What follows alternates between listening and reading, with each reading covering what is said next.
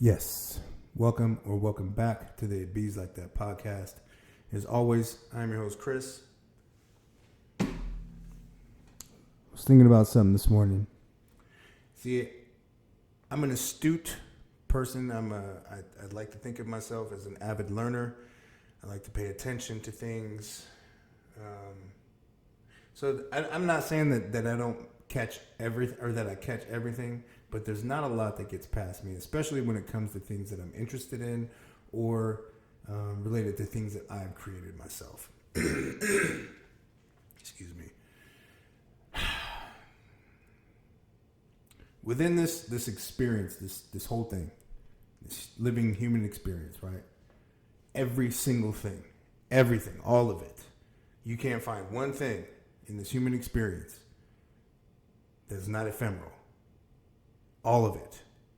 Ephemeral in nature. Every single thing that we have. If I were to be pressed to point to one thing, and I can't say realistically that it's important over another or a group of other things, but if I were to say one thing that had sustainability or should be viewed as though it has sustainability or should be sustained, that would be authenticity. 100%. Because among the things, all things being ephemeral, right? There are things within that larger category that are that have a shorter shelf life, so I should say, right? Among the things in that larger category that have a longer shelf life, I would say again, authenticity. Your individual, respective to you, your authenticity, who you are, who you present to be. And I'm not talking about like what you want people to think you are, who you want people to think you are. I'm talking about who you actually are. So a person who doesn't on social media only present for the world a version of them that is aligned with marketing for their business or their overall social media persona, right? I'm talking about like, I'll use myself as an example. It would be comical, especially because this is the way I look at it. When I look at shit like, okay, I do sometimes before I post certain things, be like, damn, is it a good idea that I post this? And then I do it anyway, because I'm like, man, if I think it's funny, I mean, there's stuff that's like crossing the line that I think is funny that I won't post, right? Because you have to consider that there may be unintentionally, people who are impacted unintentionally out in the audience, like kids or something else, you know what I'm saying? So I will defer to, my better nature and not post certain things. However, if you look at my social media page, you would think that, like, according to social media standards, that I was a little wacky, right? Because I have like gangster rap music, I've got funny memes, I've got sad memes, I've got love memes, I got God memes, I got all kinds of stuff, right? What I'm I'm intentionally giving you a glimpse, and this isn't like the whole picture painted perfectly for you, right, of who I am. This is just a glimpse. I'm trying to give you a glimpse into my real life, the things that make me laugh, the things that frustrate me, all of this stuff, because my goal isn't to just give you a presentation or a version of me, like I say, a curated version of me, that I think that you would appreciate and respect and look up to. Check it out. You do, you don't. I want to build trust. And I feel like, personally, in my heart, the only way that I can do that is if I show you bits of who I really am. And bits of who I really am are going to be inappropriate. They're going to be immature. They're going to be irreverent. They're going to be all of the stuff, the human experience that I have, right? Why would I waste my time suffering pretense? Because that's exactly what it is. Okay, I got to have this, like, I got to be polished. I got to be professional. And in a world of, I'm not even going to go there, but listen, man, be yourself. Please try to do that as best as you can. Because that's what I do. You can encounter me anywhere. You can see me at the gym. You can see me at the grocery store. Probably the only two places you'll see me, unless you see me functioning in some capacity at work. And then, you probably get a work version of me. But no matter where you see me, my voice is the same. My opinions are the same. None of it changes. I still like the music that I like. I like the foods that I like the people I do. And the people that I don't like, I don't make a secret about it. But I don't treat them bad. Anyway, I don't want to get too far off in the weeds on that, but the overall point is please, please, please remember, please, y'all, be yourself. Social media is not a place for you to create a caricature of yourself to present to the world. I know a lot of people do it, and I get it. A lot of people are successful at it. They make tons of money, have a gang of followers. I don't do either of those things. But for me, I would rather have an authentic stamp on the stuff that I do, my few hundred videos, of it being my voice and not what I think you want me to say. And not things that I'm parroting that I don't actually understand. And I'm just hoping that it lands on someone somewhere and it may create an opportunity. Now,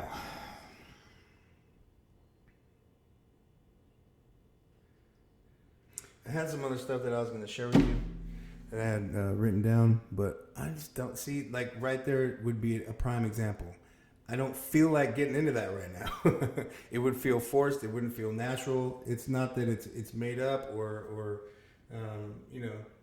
that it's fraudulent in any way. It just would not feel right. It would not feel good. So they say, or I've heard it said, that one of the, I can't say it's the highest human act because I think that may actually be love. But one of the highest human acts is to inspire. Now, with that, if you've been inspired by another or by something, please, and in the vein of authenticity, please, please, please, please.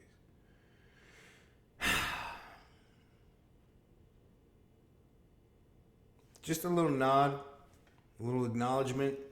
You know what I'm saying? What is in the formatting, and when you write papers, you got to do the proper citations and in text citations and all that. Like when you quote like specific works, it's the same thing with another person. Instead of not a body of work, but like a quote from another video or a person or an idea. Look, don't do all that, man. Don't do all that. Shoot a nod. Let people know. Shoot a nod. Let people know. It's all good. It's all good. So we're talking about matters of the heart. Or the heart of the matter, or matters of the heart, whichever it were. What are we talking about, Chris? We're talking about love. I'm not going to sit up here and pretend to like fool y'all into believing that, again, that I'm Mr. Love and Positivity all the time and, Mr. Perfect 24/7, because that would not, I'm not going to sit up here and tell that lie. I have my days and I have my times, like every day. Like you'll find me being pretty dang negative about certain things, being frustrated and just processing things out. I usually do that with my wife because she's my best friend, and I don't really talk to a lot of other people because I don't really trust a lot of other people. Bees like that.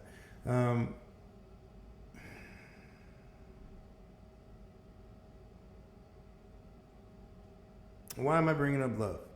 Well, I think it's important to say that in life, love should be the reason, the fuel, the motive, and the glue behind any mission. It should never be revenge. It should never be penance. It should never be any of those things. As much as we can help it, it should always be rooted in love, because that is the most solid foundation.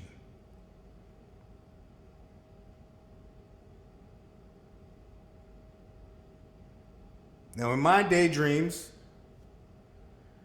prepossessing visions of versions of us all in community practicing love. That is my daydream. That is my perfect dream. And it's difficult to sit and stay in that because so much of my daily experience is such a departure from that.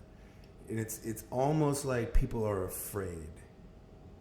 You know, like when you're in like fourth grade and you got a crush on somebody, you don't really know how to express those feelings, so you might tug on their hair, knock their cup over, you know what I'm saying? Kick some mud on their shoe, you know what I mean? Little funny things that the kids do. Here's the funny thing about love, though.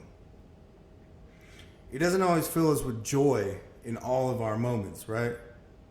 Quite the contrary. A lot of people, when you think of love, and when I speak of love, you may actually think that this is an opinion that I have, that love is just going to be this warm, fuzzy, rose-colored glasses, tinted glasses, and, you know, silver linings all the way around. It's quite the contrary.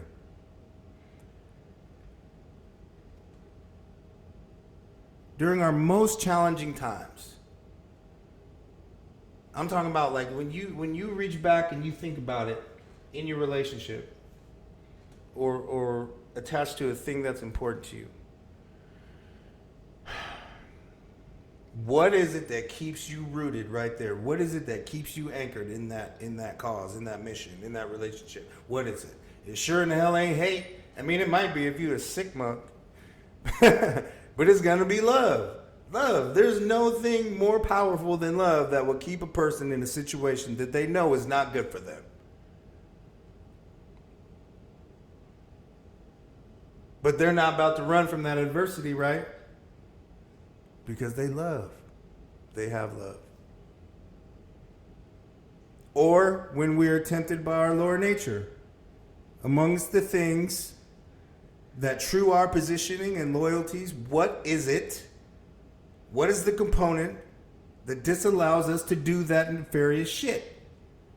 Love. If you're a semi-well-adjusted human being and you care for the relationships and values, the ones that you have, it's going to be love. I mean, we can talk about the other stuff like honor, loyalty, dedication, stuff like that, but, you know, it's going to be love. Give me 1 second. I got to make sure I get this settled. I know. I'm just terrible at this.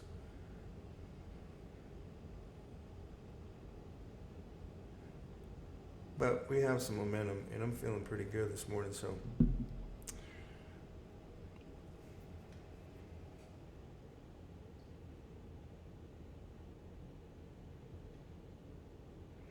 When I walk into what I know to be or going to be hostile spaces filled with people who are resistant to my presentation, and I'm just talking about the way I look. I haven't even started speaking yet. When I walk into these hostile environments in these spaces with people that I say, again, they have a resistance already just to my presentation. When I'm walking in there carrying a message of equality and justice and peace and love, propping up the voices of my brothers and sisters who may not have as bold a voice, who may not have as strong a practice in advocacy for self or community. What provides and steels me in my resolve? What is it? It could be pride for sure. It could definitely be some pride. I'm not even gonna lie. And they may, mess with me. You may get a bit of that. But it has to be, remember this, it's love, or at least the promise of love. Because keep in mind, we're again in hostile territory, and we're talking to people who don't want to hear your shit. They don't want to hear what you have to say because you're essentially calling them on their bullshit. Calling them forward about behaviors and requesting that they avow reasons for any of the shit that they do. Love. And if you set the stage with that, love over hostility, now this is a delicate balance, right? Because you have hostility, you have aggression, you have love, you have accountability, and then all of those things can look the same. They can be in the moment very emotional places to be psychologically, right? So what's the practice? Get in there. You have an objective. You're trying to talk to people's hearts, right? Someone that I work with delivered this message to another person I live with. And I thought it was really powerful. And I thought about it. And I think about it. But the goal isn't to win fights, it's to win hearts. You know what I'm saying? Because, look, I've been in my fair share of fights in Shore. You, at the end of it, have this kind of weird, tenuous, like, mutual respect, but y'all ain't close. I mean, it can happen. But if you win hearts and you can open up different perspectives for people, allow them to see who you really are and what you're really about and what you really bring to the table as far as this love shit goes. What do you think? Which relationship do you think is going to be more fruitful, more prolific in the mission or on the mission, on the road to the goal? Which one?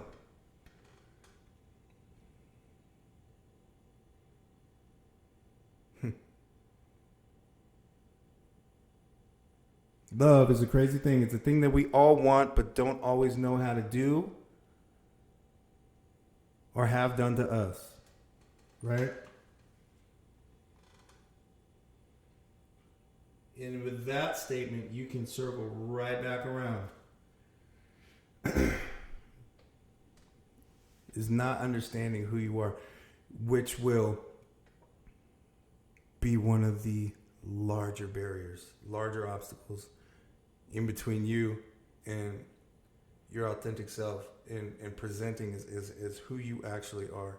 Because listen, man, I'm not saying again that I'm like clairvoyant wacky like that, but come on, man, it's not hard. It's not, I mean, at least for me, I guess in some instances it may be more difficult for me too if I really want to believe something to be true about someone.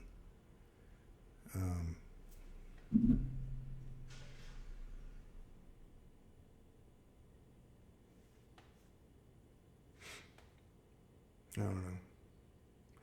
But if you didn't do it on the way in, think about doing it on the way out. Hit that like, subscribe, post notification bell so you can stay up to date on all the cool, love-based stuff we talk about here on the It Bees Like That podcast. Peace, y'all.